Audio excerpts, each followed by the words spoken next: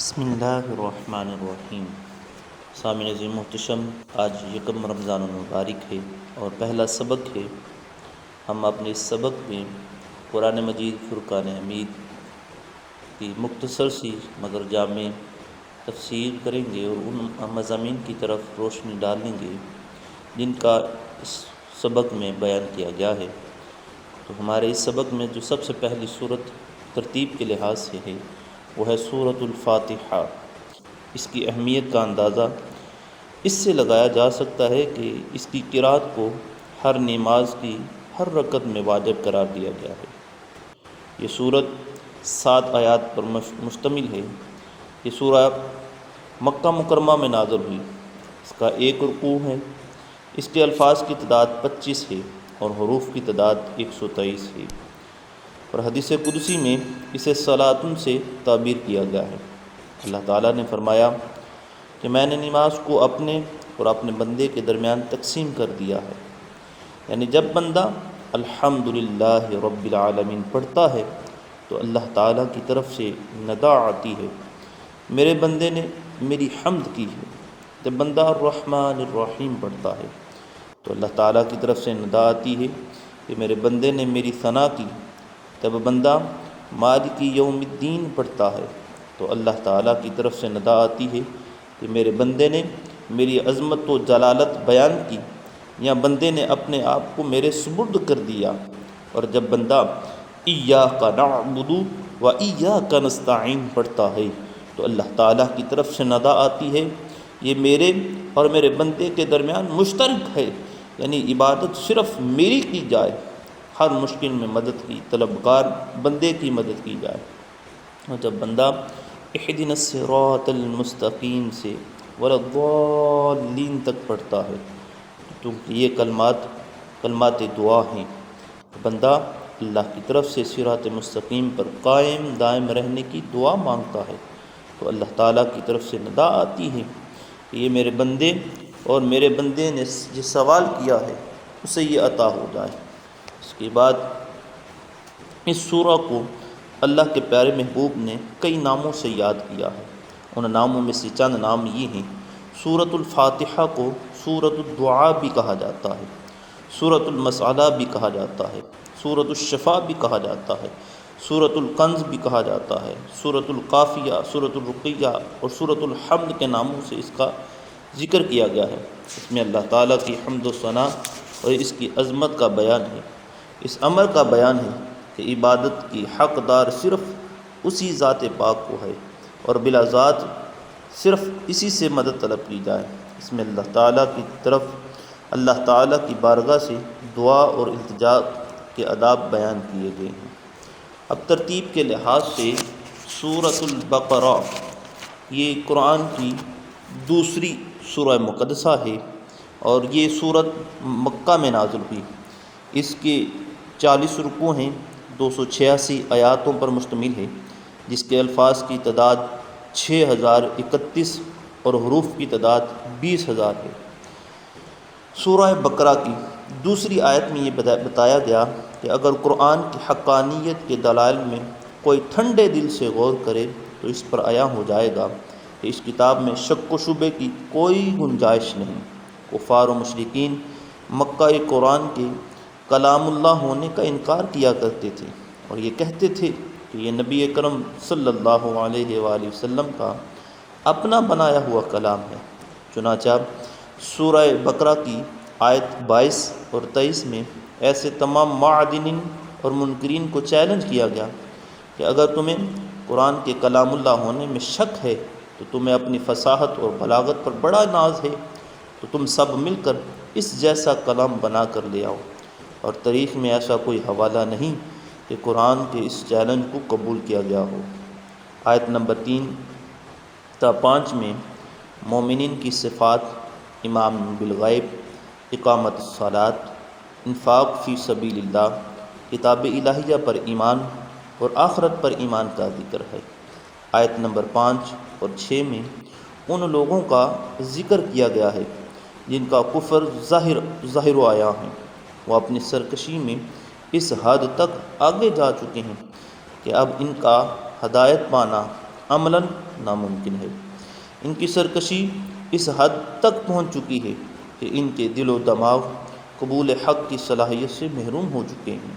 ان پر ابدی شقاوت اور بدبختی کی مہر لگ چکی ہے۔ آیت نمبر 8 تا 20 میں منافقین کا ذکر کیا گیا ہے۔ یہ انسانیت کا وہ طبقہ ہے جس کے ظاہر اور باطن میں تضاد ہے۔ دنیاوی مفاد کے لیے ایمان کا دعویٰ کرتے ہیں لیکن دل ایمان سے خالی ہے۔ آیت نمبر 21 اور 22 میں توحید کی دعوت اور شرک سے باز رہنے کا حکم دیا گیا ہے۔ اللہ تعالیٰ کی مختلف نعمتوں کا ذکر کر کے بتایا گیا کہ نعمتیں عطا کرنے والی ذات صرف اللہ کی ہے۔ وہی حیات دینے والا ہے اور وہی موت دینے والا ہے، اور آخر کار سب کو اسی کی عدالت میں حاضر ہونا ہے۔ آیت نمبر 30 تا 39 میں فرشتوں کے سامنے اللہ تعالیٰ نے اعلان فرمایا کہ میں آدم کو زمین میں اپنا خلیفہ بنا رہا ہوں۔ فرشتوں نے اپنی فہم کے مطابق اللہ تعالیٰ کی بارگاہ میں یہ عرض کیا کہ بنی آدم زمین میں فساد کریں گے، خون ریزی کریں گے۔ اے اللہ، ہم ہمہ وقت تیری تسبیح و تقدیس میں مشغول رہتے ہیں۔ اللہ تعالیٰ نے فرمایا، میں جن اسرار و حکمتوں کو جانتا ہوں تم نہیں جانتے۔ پھر نعمت علم کے ذریعے آدم علیہ السلام کی فضیلت اور برتری کو فرشتوں پر ثابت کیا۔ پھر فرشتوں کو حکم ہوا کہ وہ آدم کو سجدہ کرے، اور ابلیس لعین کے سوا تمام ملائکہ نے حکم ربانی کی بلا چون چراں تعمیل کی ہے۔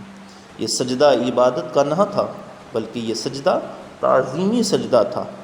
پھر آدم اور حوا علیہ السلام کو کہ جنت میں داخل کرنے اور وہاں ان کے لیے اللہ تعالیٰ کی نعمتوں سے سرفراز ہونے کی اجازت کے ساتھ ساتھ ایک درخت کے قریب نہ جانے کی پابندی کا ذکر ہے۔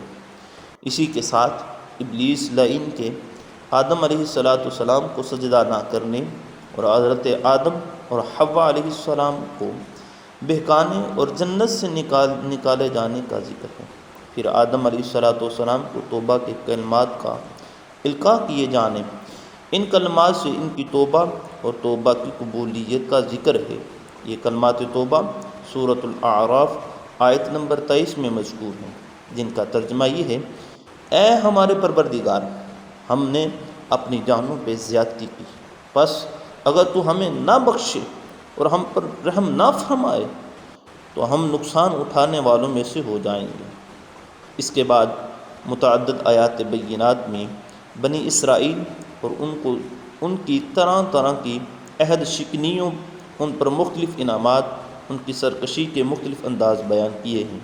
پہلے تو اللہ تعالیٰ نے ان پر نازل کی گئی اپنی کئی نعمتوں کا ذکر فرمایا، جو یہ ہیں: فرعون اور فرعونیوں کے تسلط اور نسل کشی سے نجات دلانا، ان کے لیے سمندر کو پاڑ کر وادی سینا میں پہنچا دینا، اور وادی سینا میں ان پر طویل عرصہ تک بادلوں کا سایہ فگن رہنا، من و سلویٰ کی صورت میں تیار شدہ خوان نعمت کا نازل ہونا، چٹان پر عصائے مبارک کی ضرب سے 12 قبیلوں کے لیے 12 چشموں کا جاری ہو جانا ہے، گائے ذبح کر کے اس کے مقتول پر لمس سے قاتل کا پتہ چلنا ہے، ان کو اپنے عہد کے لوگوں پر فضیلت دینا ہے۔ بنی اسرائیل میں بکثرت انبیاء اکرام علیہم السلام کی بعثت ہوئی، پھر اس کے بعد ان کی سرکشی کا تفصیلی بیان ہوا، جس کی تفصیل یہ ہے کہ اللہ تعالیٰ سے کیے ہوئے عہد و پیمان کو توڑنا، ان کے علماء کی قول و فعل کا تضاد، دنیاوی مال کی لالچ میں بااثر لوگوں کے لیے احکام الہی میں رد و بدل کرنا، یا احکام الہی کو جان بوجھ کر چھپا دینا ہے۔ موسیٰ علیہ السلام جب کوہ طور پر گئے تو ان کی عدم موجودگی میں بچھڑے کی پوجا کرنا، پھر من و سلویٰ کی گراں قدر اور تیار سماوی نعمت کو ٹھکرا کر گندم، سبزی، کھکھڑی اور مسور کی دال اور پیاز یعنی زمینی پیداوار کی فرمائش کرنا، گویا اعلیٰ کو رد کر کے ادنا کو طلب کرنا، انبیاء کو ناحق قتل کرنا، سبت یعنی ہفتے کے دن کی حرمت کو پامال کرنا، گائے ذبح کرنے کے سیدھے سادے حکم کو ماننے کے بجائے اس کے بارے میں کئی سوالات اٹھانا، کلام الہی میں لفظی معنی تحریف کرنا، توریت اور انجیل میں حضور صلی اللہ علیہ وآلہ وسلم کے بارے میں بیان کی گئی بشارتوں کو چھپانا، اور پھر شوہر اور بیوی میں تفریق کے لیے جادو سیکھنا اور اس کا استعمال اشارات اور کنایات اور لفظی رد و بدل کے ذریعے حضور صلی اللہ علیہ وآلہ وسلم کی شان میں اہانت کرنا وغیرہ ہے۔ چنانچہ آیت نمبر 104 میں رب ذوالجلال نے اس واضح ارشاد ہوا کہ اے اہل ایمان، جب تمہیں نبی کی کوئی بات سمجھ میں نہ آئے تو دوبارہ بیان کے لیے راعنا یعنی ہماری رعایت کیجیے نہ کہا کرو، کیونکہ اسے یہود اور منافق اہانت کے معنی میں بھی استعمال کرتے ہیں، لہٰذا تم یوں کہا کرو یا رسول اللہ ہم پر توجہ فرمائیے۔ اس سے بھی زیادہ ادب کا تقاضا یہ ہے کہ پہلے ہی نبی کی بات کو خوب توجہ سے سنو، یعنی مومنوں کو رسول اللہ صلی اللہ علیہ وآلہ وسلم کی شان میں ایسا ذو معنی کلمہ استعمال کرنے کی بھی اجازت نہیں ہے جس کو کوئی بد فطر شخص اشارتاً، کنایتاً یا صراحتاً اہانت کے معنی میں استعمال کر سکتا ہو۔ پھر بتایا گیا کہ بچھڑے کی پرستش کے جرم کی توبہ اس طرح قبول ہوئی کہ ان پر اندھیرا مسلط کر دیا گیا، ہزاروں کی تعداد میں انہوں نے اپنے ہاتھوں سے ایک دوسرے کو قتل کیا، ان کی صورتوں کو مسخ کر دیا گیا، انہیں ذلیل اور حقیر بندر کی شکل دے دی گئی، پھر وہ موت سے ہمکنار ہوئے۔ بنی اسرائیل جبریل امین علیہ السلام سے اس لیے بھی عداوت رکھتے تھے کہ ان کے ذریعے بنی اسرائیل پر اللہ کا عذاب نازل ہوا، تو اللہ تعالیٰ نے فرمایا کہ جبرائیل و میکائیل علیہ السلام اللہ ہی کے احکام کو نازل کرتے ہیں، پھر جو ان کا دشمن ہے وہ اللہ کا دشمن ہے۔ بنی اسرائیل کی اس خوش فہمی کو بھی رد کر دیا گیا کہ وہ کسی استحقاق کے بغیر اللہ کے محبوب ہیں، اور آخرت و جنت میں یہود و نصارہ کا نظارہ ہے۔ اہل ایمان کو یہ بتایا گیا کہ جب تک تم یہود و نصارہ کی خواہشات کی پیروی نہ کر لو تو وہ تم سے راضی نہیں ہو سکتے۔ سورہ بقرہ کی آیت نمبر 123 اور اس کے بعد کی آیات میں حضرت ابراہیم خلیل اللہ علیہ السلام کے منصب امامت پر فائز کیے جانے کا تذکرہ ہے۔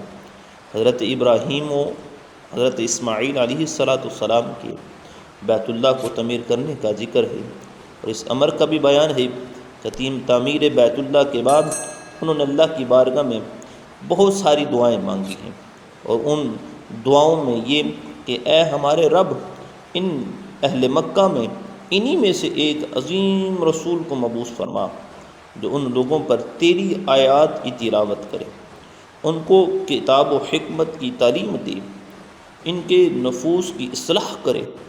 اسی لیے رسول کریم صلی اللہ علیہ وآلہ وسلم فرمایا کرتے تھے کہ میں حضرت عیسیٰ علیہ السلام کی بشارت، حضرت ابراہیم کی دعا کا ثمر ہوں۔